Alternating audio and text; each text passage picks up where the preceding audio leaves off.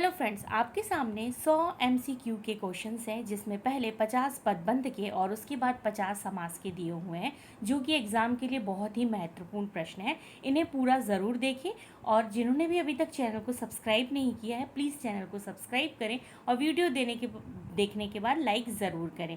तो आइए हम देखते हैं, पहला प्रश्न है हमारा पदबंध से कि सिपाही जो है वो धीरे धीरे चलते हुए सुरक्षित स्थान पर पहुंचा। तो जो रेखांकित हमारा शब्द है वाक्य में धीरे धीरे चलते, तो यह किसका है? ए संज्ञा का, बी सर्वनाम का, सी क्रिया विशेषण का या डी क्रिया पदबंध का। धीरे धीरे चलते हैं से आप समझ सकते हैं कि दो चीज़ें हो रही हैं, एक तो क्रिया हो रही है और दूसरी उसकी विशेषता बताई जा रही है, इसलिए इसका सही आंसर है सी क्रिया विशेषण पदबंध। दूसरा प्रश्न है हमारा कि मेज पर पड़ी वह लाल रंग की पुस्तक राधा की है। जो अंडरलाइन है वो है लाल रंग की पुस्तक, यानी आपको बताना है कि ये विशेषण है, बी क्रिया है, सी संज्ञा है या डी सर्वनाम है। तो इसका सही आंसर है हमारा सी संज्ञा पदबंध, क्योंकि पुस्तक क्या है? हमारी संज्ञा है। अगला प्रश्न है हमारा तीसरा कि नाव जो है वो लड़की की होने के कारण नदी में नहीं डूबती। तो ए है हमारा संज्ञा पदबंध, बी सर्वनाम पदबंध, सी क्रिया पदबंध और डी है क्रिया विशेषण पदबंध। और अंडरलाइन किया हुआ है नदी में नहीं डूबती, जिसे आप समझ सकते हैं डूबती कौन सी होती है? एक क्रिया होती है। तो इसका आंसर क्या है हमारा? सी क्रिया पदबंध। चौथा क्वेश्चन है कि रोहन के 4 भाई बहन हैं, जो कि अंडरलाइन किया गया है। रोहन के 4 भाई बहन। ए है क्रिया पदबंध, बी है सर्वनाम पदबंध, सी है विशेषण पदबंध और डी है संज्ञा पदबंध। तो आइए इसका सही आंसर देखते हैं, संज्ञा पदबंध। प्रश्न पांचवा है, अध्यापक ने रोशन से पूछा क्या वह गृह कार्य पूर्ण करके आया है। अंडरलाइन है रोशन से पूछा क्या। जब समझ सकते हैं क्या किसके अंतर्गत आता है? प्रश्न के। और प्रश्न किस में पूछे जाते हैं? विशेषण पदबंध में, बी क्रिया पदबंध में, सी संज्ञा पदबंध में या डी सर्वनाम पदबंध में। इसका सही आंसर है डी सर्वनाम पदबंध में, क्योंकि क्या जो होता है प्रश्न वो सर्वनाम के अंतर्गत आता है। छठवां प्रश्न है हमारा कि मीना के आंगन में लगे फूल बहुत ही सुंदर और आकर्षक हैं। अंडरलाइन किया गया है सुंदर और आकर्षक, जबकि ए है विशेषण पदबंध, बी है संज्ञा पदबंध, सी है सर्वनाम पदबंध और डी है क्रिया पदबंध। तो आपका आंसर क्या है? आंसर है ए विशेषण पदबंध, क्योंकि यहाँ पर सुंदर और आकर्षण की बात की गई, किसी की विशेषता की। क्वेश्चन नंबर 7वां है हमारा कि सुबह से शाम तक लगातार काम करने के कारण सीता बीमार पड़ गई। सुबह से शाम तक, तो ये अंडरलाइन किया गया है। ए अवयव पदबंध है, बी सर्वनाम पदबंध है, सी क्रिया पदबंध है या डी क्रिया पदबंध है। तो आपको सही आंसर है ए अवयव पदबंध। 8वां प्रश्न है हमारा कि श्री कृष्ण ने कंस का वध किया। ए क्रिया पदबंध, बी सर्वनाम पदबंध, सी विशेषण पदबंध या डी संज्ञा पदबंध। श्री कृष्ण ने कंस, कृष्ण और कंस दोनों ही क्या है? नाम है, और नाम किसके अंतर्गत आते हैं? संज्ञा के। तो इसका सही आंसर है डी संज्ञा पदबंध। 9वां प्रश्न है हमारा कि तेज हवा चलने के कारण पेड़ों से पत्तियां गिरने लगी अंडरलाइन किया गया है। ए है क्रिया विशेषण पदबंध, बी है सर्वनाम पदबंध, सी है संज्ञा पदबंध और डी है क्रिया पदबंध। गिरने लगी से ही आप समझ सकते हैं कि कोई क्रिया हो रही है, इसलिए आंसर होगा क्रिया पदबंध। 10वां क्वेश्चन है हमारा कि गीता का भाई विदेश में पढ़ाई करता है। गीता का भाई अंडरलाइन किया गया है। ए है क्रिया विशेषण पदबंध, बी है सर्वनाम पदबंध, सी है संज्ञा पदबंध और डी है क्रिया पदबंध। तो आंसर है सी संज्ञा पदबंध, क्योंकि वह नाम है और नाम संज्ञा के अंतर्गत आते हैं। 11वां है कि प्रवीण ने कहा कि अगर अंडरलाइन किया गया है, उसने पूरे साल मेहनत की होती तो वह जरूर अच्छे अंक लाता। ए है अव्यय समास, बी है सर्वनाम पदबंध और सी है क्रिया विशेषण पदबंध और डी है क्रिया पदबंध। आंसर है इसका अव्यय पदबंध। 12वां प्रश्न है हमारा कि इतनी लगन से काम करने के बाद हम असफल नहीं हो सकते। ये अंडरलाइन किया है लगन से काम करने के बाद हम तक। तो ए है क्रिया पदबंध, बी है संज्ञा पदबंध, सी क्रिया विशेषण पदबंध और डी है सर्वनाम पदबंध। तो आप समझ सकते हैं जब हम पे अंडरलाइन खत्म होता है तो वो कहलाता है हमारा सर्वनाम पदबंध। अगला प्रश्न है 13वां कि सीमा बहुत बुद्धिमान छात्रा है। वाक्य में हमें संज्ञा पदबंध को बताना है। ए सीमा है, बी बहुत है, सी बुद्धिमान है या डी छात्रा है। तो हमारा आंसर है संज्ञा में क्या आएगा, किसी का नाम, जो कि क्या है ए सीमा, जिसका सही आंसर है। अब 14 क्वेश्चन है हमारा कि खिलाड़ी मैदान की ओर गए हैं। मैदान की ओर गए हैं अंडरलाइन किया गया है। ए क्या है, क्रिया पदबंध, बी संज्ञा पदबंध, सी क्रिया विशेषण पदबंध और डी है सर्वनाम पदबंध। अब आंसर है इसका हमारा क्रिया विशेषण पदबंध, क्योंकि क्या बताया गया है कि मैदान की ओर गए हैं, क्योंकि वो विशेषता और क्रिया दोनों दर्शाई गई है, इसलिए आंसर है क्रिया विशेषण पदबंध। प्रश्न है 15वां कि गर्मियों में सभी ठंडे पानी में नहाना पसंद करते हैं। ठंडे पानी में अंडरलाइन किया गया है। ए है हमारा क्रिया पदबंध, बी है सर्वनाम पदबंध, सी है विशेषण पदबंध और डी है संज्ञा पदबंध। तो आप समझ सकते हैं कि ठंडा पानी किसी की क्या बताई जा रही है, विशेषता, तो क्या होगा आंसर, विशेषण पदबंध। अगला प्रश्न है 16वां कि सिपाही जख्मी होने के कारण धीरे धीरे चलते हुए सुरक्षित स्थान पर पहुंचा। धीरे धीरे चलते क्या है, अंडरलाइन किया गया है।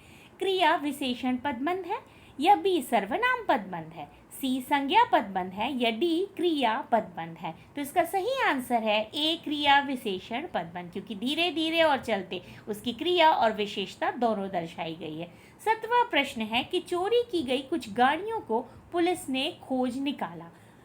चोरी की गई कुछ तक क्या है, अंडरलाइन किया गया है। तो ए है क्रिया पदबंध, बी है सर्वनाम पदबंध, सी है विशेषण पदबंध और संज्ञा पदबंध डी। तो इसका सही आंसर क्या होगा, जब हमें किसी चीज़ का अनिश्चित पता हो, कितनी है नहीं पता, तो कौन सी कहलाती है, सर्वनाम पदबंध। 18वां है कि पेड़ के नीचे बैठा हुआ व्यक्ति बहुत भूखा है। तो पेड़ के नीचे बैठा हुआ तक अंडरलाइन किया गया है।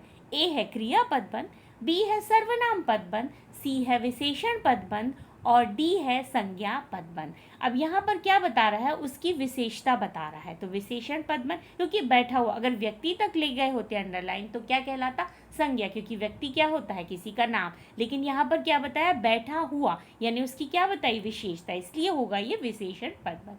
अगला प्रश्न है 19वां, वह लपाती की समुद्री चट्टान पर पहुंच गया। ए है क्रिया पदबंध, बी है संज्ञा पदबंध, सी है सर्वनाम पदबंध और डी है विशेषण पदबंध। वो कहाँ पहुंच गया, लपाती की समुद्री चट्टान, ये हम नाम बता रहे हैं इसलिए क्या कहलाया हमारा, संज्ञा पदबंध। अगला प्रश्न 20वां है कि चोरी की गई कुछ साइकिलों को पुलिस ने पकड़ लिया। अब कुछ यहाँ पर आ रहा है तो ये आप समझ गए कि क्या आना चाहिए, ए क्रिया पदबंध या बी संज्ञा पदबंध, सी सर्वनाम पदबंध या डी विशेषण पदबंध। जी हाँ, इसका सही आंसर होगा सी सर्वनाम पदबंध। 21वां प्रश्न है हमारा कि उसकी कल्पना में वो एक अद्भुत साहसी युवक है। एक अद्भुत साहसी में अंडरलाइन किया गया है। ए है क्रिया पदबंध, बी है सर्वनाम पदबंध, सी है संज्ञा पदबंध और डी है विशेषण पदबंध। तो डी आंसर है इसका विशेषण पदबंध, क्योंकि उसे अद्भुत और साहसी दोनों बताया गया है। तो वो क्या है, उसकी विशेषता बताई गई है। राकेश गिर गया जिसके कारण वह रेस से हार गया। जिसके कारण वह, कहाँ पे जाके अंडरलाइन हुई, जिसके कारण वह। ए है क्रिया विशेषण हमारा पदबंध, बी है संज्ञा पदबंध, सी है सर्वनाम पदबंध और डी है विशेषण पदबंध। जी हाँ, इसका सही आंसर है सर्वनाम पदबंध, क्योंकि वह क्या है, सर्वनाम है। 23वां है कि मैं बड़ी देर तक उसका इंतजार करता रहा। बड़ी देर तक अंडरलाइन किया गया है। ए है संज्ञा पदबंध, बी है सर्वनाम पदबंध, सी है क्रिया विशेषण पदबंध और डी है क्रिया पदबंध। इसका सही आंसर है हमारा क्रिया विशेषण पदबंध। 24वां प्रश्न है कि इतनी लगन से काम करने वाला मैं असफल नहीं हो सकता। इतनी लगन से काम करने वाला मैं पे जाके हमारा ये अंडरलाइन खत्म होता है। ए है क्रिया पदबंध, बी है संज्ञा पदबंध, सी है क्रिया विशेषण पदबंध और डी है सर्वनाम पदबंध। तो सही आंसर है डी सर्वनाम पदबंध। 25वां है कि दयालु लोग सभी की दया करते हैं। दयालु लोग पे क्या किया गया है, अंडरलाइन किया गया है। ए है विशेषण पदबंध, बी है क्रिया पदबंध, सी है संज्ञा पदबंध और डी है सर्वनाम पदबंध। इसका सही आंसर है हमारा संज्ञा पदबंध, क्योंकि दयालु लोग, लोग क्या है, नाम या है, संज्ञा है। 26वां प्रश्न है कि वे बहुत जल्दी घबरा जाते हैं। घबरा जाते हैं अंडरलाइन किया गया है। अब इस वाक्य में हमको क्या बताना है, इसका सही पदबंध बताना है। क्या संज्ञा पदबंध है, बी क्रिया पदबंध है, सी विशेषण पदबंध है या डी सर्वनाम पदबंध है। घबरा जाना यानी कि क्रिया पदबंध है।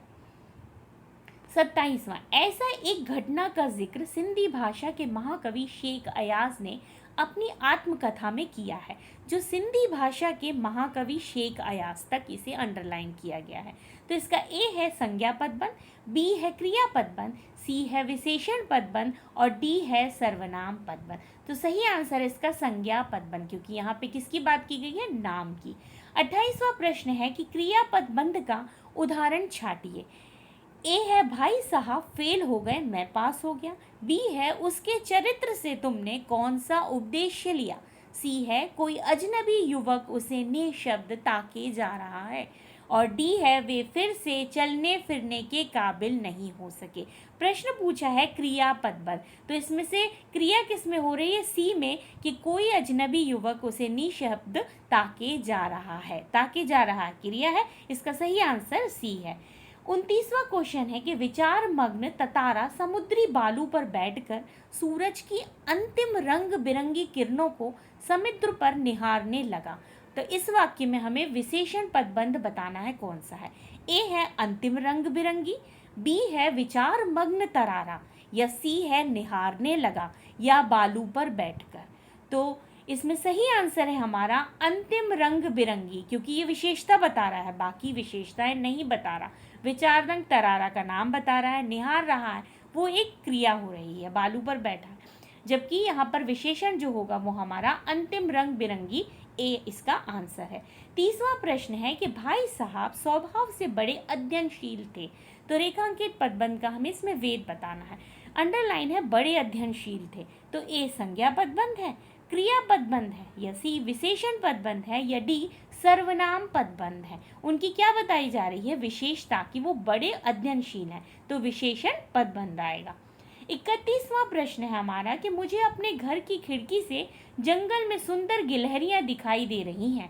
ए है विशेषण पदबंध, बी है संज्ञा पदबंध, सी है सर्वनाम पदबंध और डी है क्रिया पदबंध। अंडरलाइन है दिखाई दे रही हैं, मतलब इसका कोई क्रिया हो रही है, आंसर आएगा क्रिया पदबंध। 32वां प्रश्न है कि यह दीपावली के उत्सव के लिए अपने दोस्त के साथ अपने घर चला गया। ए है संज्ञा पदबंध, बी है विशेषण पदबंध, सी है अव्यय पदबंध और डी है क्रिया पदबंध, दोस्त के साथ। तो सही आंसर है हमारा अव्यय पदबंध। 33वां प्रश्न है कि मुझे पौधे पर लगा लाल गुलाब बहुत पसंद है। ए है संज्ञा पदबंध, बी है विशेषण पदबंध, सी सर्वनाम पदबंध और डी है क्रिया पदबंध। इसका सही आंसर है हमारा विशेषण पदबंध, क्योंकि लाल रंग क्या है, किसी की विशेषता को दर्शा रहा है। 34वां प्रश्न है कि पत्थर भारी होने के कारण नदी में डूब गया। डूब गया क्या किया गया है, अंडरलाइन किया गया। ए है हमारा संज्ञा पदबंध, बी है सर्वनाम पदबंध और सी है क्रिया पदबंध और डी है क्रिया विशेषण पदबंध। तो इसका सही आंसर है क्रिया पदबंध, क्योंकि डूबा गया क्या है, एक क्रिया हो रही है। अब रेखांकित पद में से हमें प्रकार बताना है कि विद्यार्थी जो है वो परीक्षा की तैयारी में सुबह से शाम तक लगे रहते हैं। तो सुबह से शाम तक हमने अंडरलाइन किया हुआ है। ए है हमारा संज्ञा पदबंध, बी है विशेषण पदबंध, सी है क्रिया पदबंध और डी है क्रिया विशेषण पदबंध। तो इसका आंसर होगा हमारा क्रिया विशेषण पदबंध, क्योंकि वो सुबह से शाम तक, मतलब क्या हो रही है, क्रिया भी बता रहे हैं और विशेषता भी बता रहे हैं कि वो सुबह से शाम तक उनकी क्या बताई, कि वो कार्य करें, उनकी विशेषता तक क्रिया हो रही है। अब 36 यानी 36वां प्रश्न है कि इतनी लगन से काम करने वाला मैं असफल नहीं हो सकता। ए है क्रिया पदबंध, बी है संज्ञा पदबंध, सी है क्रिया विशेषण पदबंध और डी है सर्वनाम पदबंध। इसका सही आंसर है सर्वनाम पदबंध।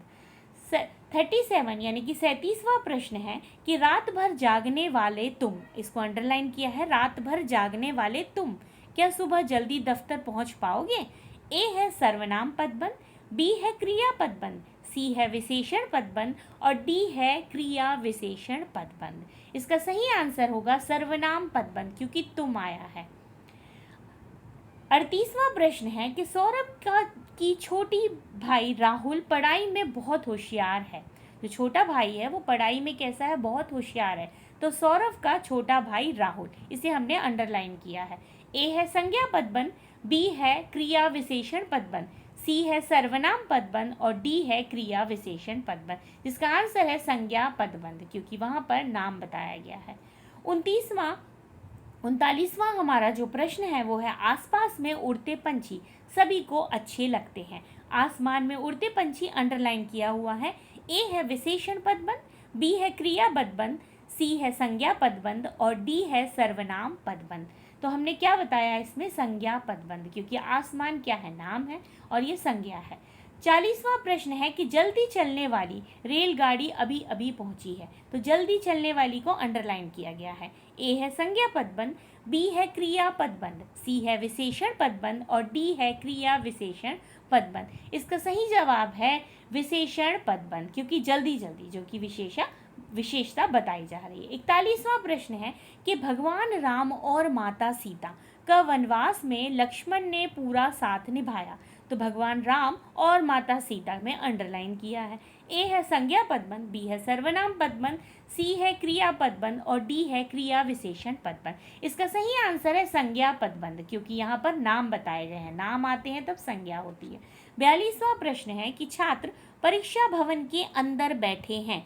तो परीक्षा भवन के अंदर को अंडरलाइन किया गया है। ए संज्ञा पदबंध, बी क्रिया पदबंध, सी विशेषण पदबंध और डी है क्रिया विशेषण पदबंध। तो सही जवाब है क्रिया विशेषण पदबंध। 43वां प्रश्न है कि पिता के घर से जाने की बच्चों ने खेलना शुरू कर दिया। कि पिताजी घर से गए नहीं, कि बच्चों ने खेलना शुरू कर दिया। तो खेलना शुरू कर दिया को हमने अंडरलाइन किया। ए है विशेषण पदबंध, बी क्रिया पदबंध, सी संज्ञा पदबंध और डी सर्वनाम पदबंध। तो आंसर है यहाँ पर क्रिया पदबंध, खेलना शुरू कर दिया, क्या किया, कोई क्रिया हो रही है इसीलिए। अब हमारा 44वां प्रश्न है कि दिन भर काम करने वाला वह सो गया। दिन भर काम करने वाला वह को अंडरलाइन किया गया है। ए है संज्ञा पदबंध, बी है सर्वनाम पदबंध, सी है विशेषण पदबंध और डी है क्रिया विशेषण पदबंध। तो आपको पता है इसका आंसर, जी हाँ, वह आया है, मतलब सर्वनाम होगा, तो सर्वनाम पदबंध आएगा। 45वां प्रश्न है कि उस छत के कोने में बैठा हुआ व्यक्ति दार्शनिक है। मतलब उस छत के कोने में बैठा हुआ तक अंडरलाइन किया गया है। ए है क्रिया पदबंध, बी है सर्वनाम पदबंध, सी है विशेषण पदबंध और डी है संज्ञा पदबंध। इसका सही आंसर है विशेषण पदबंध, क्योंकि बैठा हुआ उसकी वहां पर विशेषता बताई है, किस पे, छत पर बैठा हो। हमारा 46वां प्रश्न है बंदर पेड़ पर तेजी से उछलता हुआ चढ़ गया। तेजी से उछलता हुआ अंडरलाइन किया गया है। अब ए है क्रिया पदबंध, बी है संज्ञा पदबंध, सी है विशेषण पदबंध और डी है क्रिया विशेषण पदबंध। तो इसका सही आंसर क्या है, क्रिया विशेषण पदबंध, क्योंकि वो उछल कर बैठा है, इसकी क्रिया और विशेषण दोनों बताया जा रहा है, इसलिए यह होगा क्रिया विशेषण पदबंध। 47वां प्रश्न है कि मेरी बेटी दिल्ली जा रही है। ए क्रिया विशेषण पदबंध, बी संज्ञा पदबंध, सी सर्वनाम पदबंध या डी विशेषण पदबंध। तो यहाँ पर नाम है, मतलब संज्ञा पदबंध आएगा।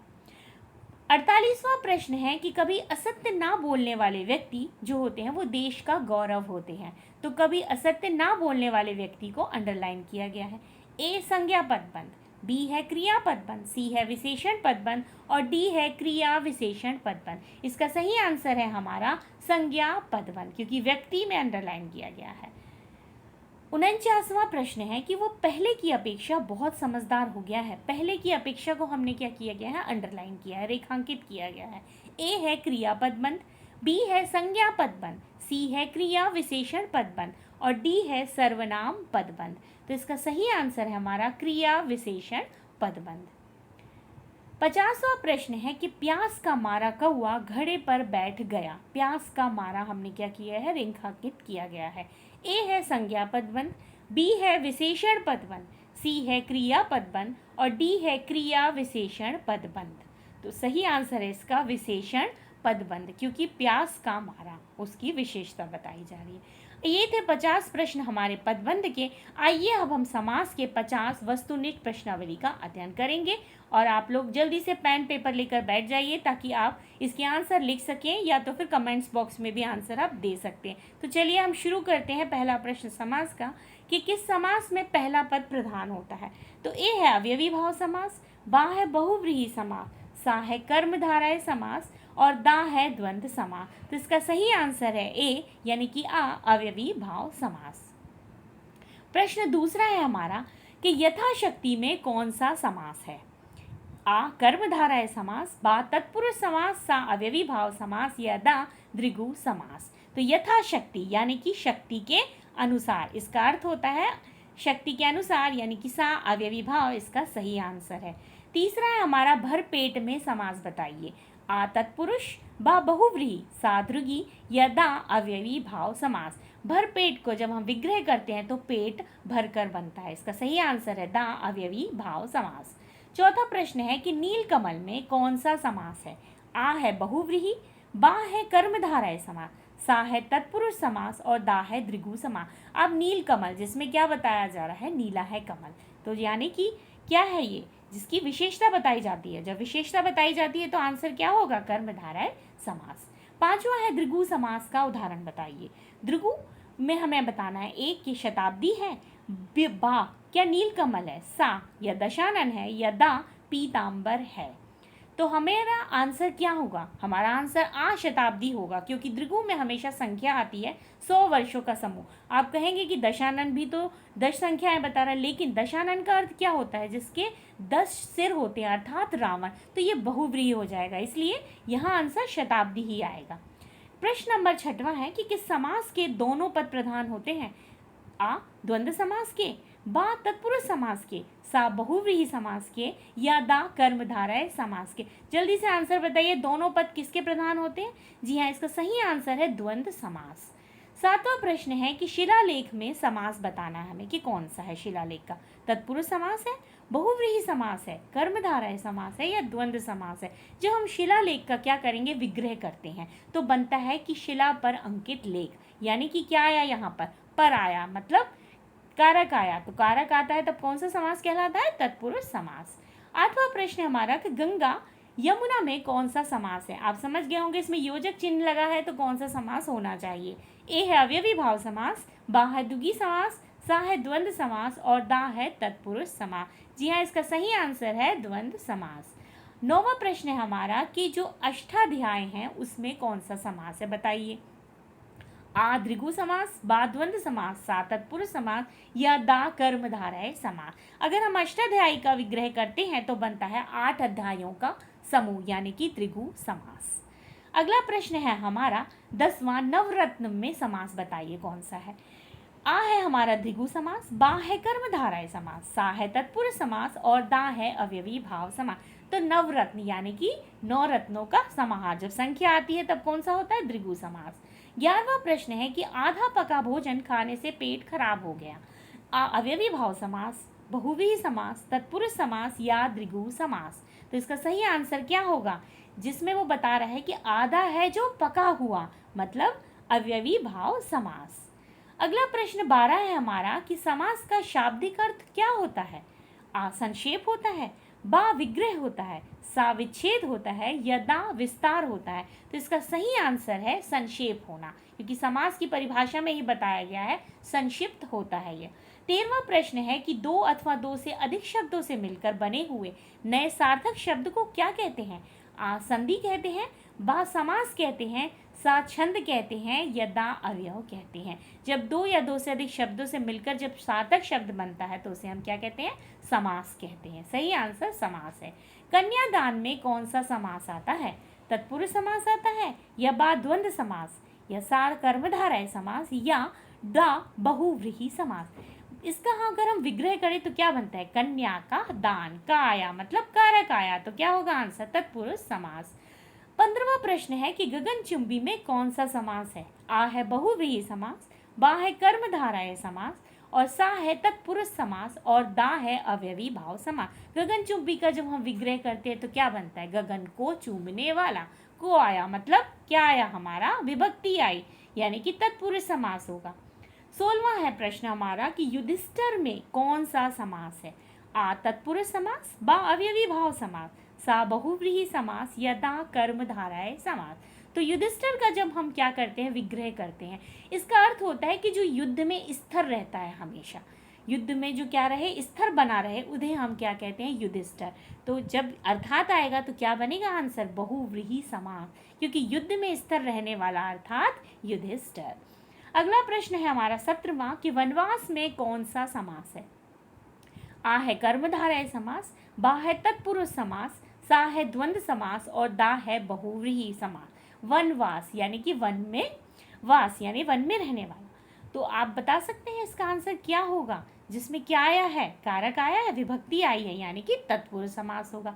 18वां प्रश्न है कि निम्नलिखित में से एक शब्द में द्विगु समास छुपा हुआ है, तो आपको उस शब्द का क्या करना है, चयन करना है।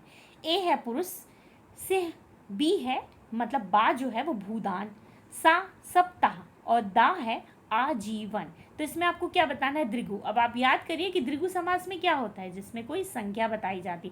तो क्या इन चारों ऑप्शन में से आपको कोई ऐसा ऑप्शन दिख रहा है जिसमें संख्या दिखाई दे रही है? तो आइए इसका सही आंसर देखते हैं। सप्ताह यानी कि 7 दिनों का समूह। क्या आया यहाँ पर, संख्या आई, इसलिए यह द्विगु समास का उदाहरण हुआ। हमारा 19वां प्रश्न है कि चक्रपाणी में कौन सा समास है। आ है तत्पुरुष, बा है अव्ययी भाव, सा है बहुव्रीहि और दा है कर्मधारय समास। चक्रपाणी का जब हम विग्रह करते हैं तो बनता है चक्र, यानी कि जिसके हाथ में धारण किया होता है चक्र। किसने किया है, अर्थात श्री कृष्ण। जब अर्थात आता है तब कौन सा कहलाता है समास, बहुव्रीहि समास। चक्र है पानी हाथ में जिसके, अर्थात श्री कृष्ण। 20वां है हमारा तन मन धन में कौन सा समास है। तन मन और धन में आप देख सकते हैं कि योजक चिन्ह लगा गया है। आ है हमारा द्वंद्व समास, बा अव्ययी भाव समास, सा द्विगु समास या दा कर्मधारय समास। यह इसका सही आंसर होगा द्वंद्व समास, क्योंकि यहाँ पर योजक चिन्ह लगाया गया है। 21वां प्रश्न है कि दीनानाथ में कौन सा समास है।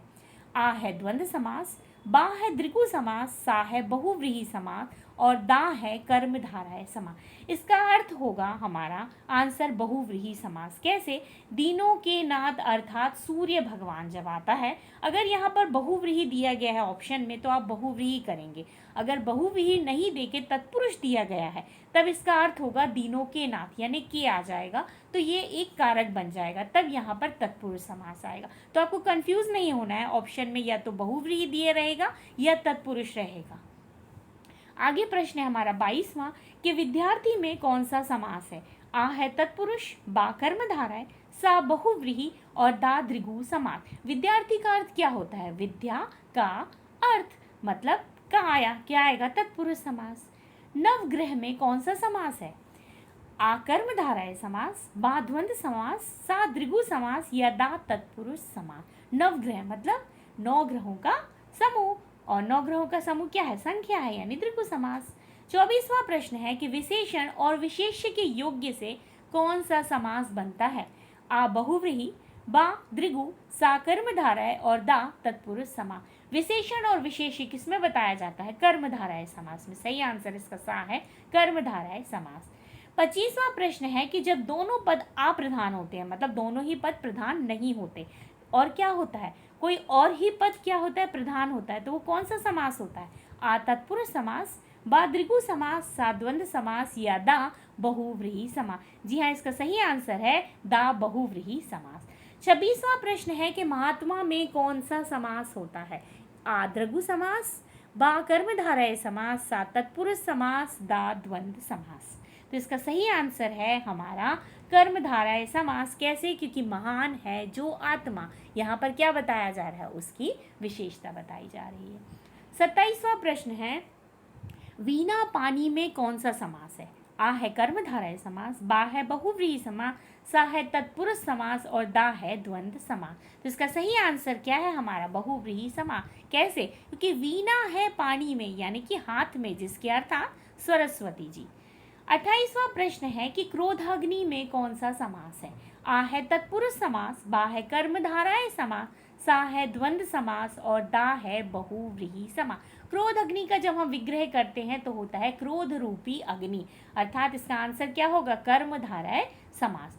29वां प्रश्न है कि अनिच्छा में कौन सा समास है, आ कर्मधारय समास, बा अव्ययी भाव समास, सा तत्पुरुष समास या दा द्विगु समास। इसका सही आंसर है हमारा तत्पुरुष समास, क्योंकि इसका विग्रह करते हैं ना इच्छा होना।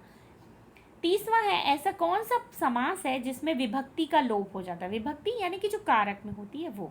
आ कर्मधारय समास, बा तत्पुरुष समास, सा अव्ययी भाव समास और दा द्वंद्व समास। और इसका सही आंसर क्या होगा, तत्पुरुष समास। 31वां है कानो कान में कौन सा समास है। आप सोचेंगे इसमें तो योजक चिन्ह लगा है, तो ये एक आपको क्वेश्चन ऐसा दे सकते हैं जिसमें आप कंफ्यूज हो सकते हैं। तो आ देखिए इसका तत्पुरुष समास, बा है द्वंद्व समास, सा है अव्ययी भाव समास और दा है कर्मधारय समास। क्योंकि जब हम इसका विग्रह करेंगे कानो कान, तो उसका कान और कान नहीं बनेगा, क्या बनेगा, कान ही कान में। और जब हमारा द्वंद्व समास में हमेशा और आता है जब योजक चिन्ह लगा होता है, आप इसे विग्रह करके देखा तो और नहीं आ रहा है, क्या आ रहा है, कान ही कान में। तो ये क्या हुआ, परिवर्तित नहीं हुआ, तो ये अव्ययी भाव समास कहलाएगा। अगला प्रश्न 32वां है हमारा कि अल्प बुद्धि में कौन सा समास है।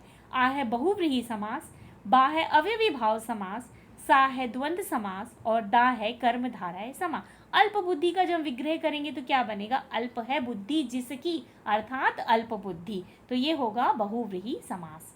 33वां प्रश्न है हमारा कि घुड़दौड़ में कौन सा समास है। आ द्विगु समास, बा द्वंद्व समास, सा बहुव्रीहि समास या दा तत्पुरुष समास। इसका विग्रह करें तो क्या बनता है, घोड़ों की दौड़ को आया मतलब तत्पुरुष समास।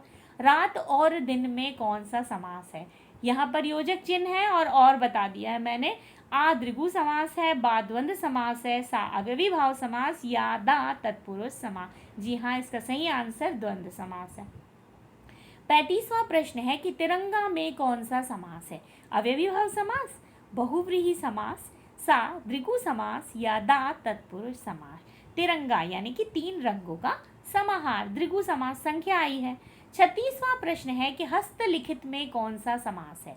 आ है द्विगु समास, बा है द्वंद्व समास, सा है अव्ययी भाव समास, दा है तत्पुरुष समास। हस्तलिखित मतलब हाथ से लिखा हुआ, से आया तत्पुरुष समास आएगा क्योंकि यहाँ कारक आया है। अब हमारा 37वां प्रश्न है कि जन्मांग में कौन सा समास लगता है। आ द्विगु समास है, बा द्वंद्व समास है, सा अव्ययी भाव समास है या दा तत्पुरुष समास है। इसका विग्रह करने पर मतलब जन्म से अंधा होना, तत्पुरुष समास आएगा, कारक आया है।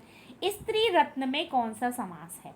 आ बहुव्रीहि समास, बा अव्ययी भाव समास, सा द्वंद्व समास या दा कर्मधारय समास। स्त्री रूपी रत्न, रूपी आया है मतलब क्या आएगा, कर्मधारय समास, क्योंकि यहाँ पे किसी की उपमा बताई गई है किसी से, इसीलिए। 39वां प्रश्न है हमारा कि गुल्ली डंडे में कौन सा समास है। गुल्ली डंडे के बीच में योजक चिन्ह लगा है, अब आप बता सकते हैं। आ द्विगु समास है, बा द्वंद्व समास, सा बहुव्रीहि समास है या ता तत्पुरुष समास। का सही जवाब है द्वंद्व समास, क्योंकि यहाँ पर और आ रहा है, योजक चिन्ह लगा है। 40वां प्रश्न है कि बेकाम में कौन सा समास है। आ तत्पुरुष समास, बा द्वंद्व समास, सा अव्ययी भाव समास और दा कर्मधारय समास। बेकाम मतलब बिना काम के, अव्ययी भाव समास आएगा। 41वां है कि निसंदेह में कौन सा समास है। आ बहुव्रीहि समास, बा अव्ययी भाव समास, सा द्वंद्व समास और दा कर्मधारय समास। तो इसका विग्रह करने पर क्या बनता है, बिना संदेह के, यानी कि अव्ययी भाव समास। जो बिना वगैरह वर्ड होते हैं, शब्द जो होते हैं वो किसके अंतर्गत आते हैं, अव्ययी के अंतर्गत आते हैं। 42वां प्रश्न है हमारा कि मालगाड़ी में कौन सा समास है। आ कर्मधारय समास, बा अव्ययी भाव समास, सा तत्पुरुष समास, दा बहुव्रीहि समास। तो इसका आंसर क्या होगा, मालगाड़ी यानी कि माल को ढोने वाली गाड़ी, कर्मधारय समास। 43वां प्रश्न है कि शूलपाणी में कौन सा समास है। आ बहुव्रीहि समास, बा अव्ययी भाव समास, सा द्वंद्व समास और दा है कर्मधारय समास। तो शूलपाणी यानी कि शूल का अर्थ होता है त्रिशूल, यानी कि शूल है हाथ में जिसके, अर्थात शंकर जी, बहुव्रीहि समास आएगा। एक पदीय में कौन सा समास है।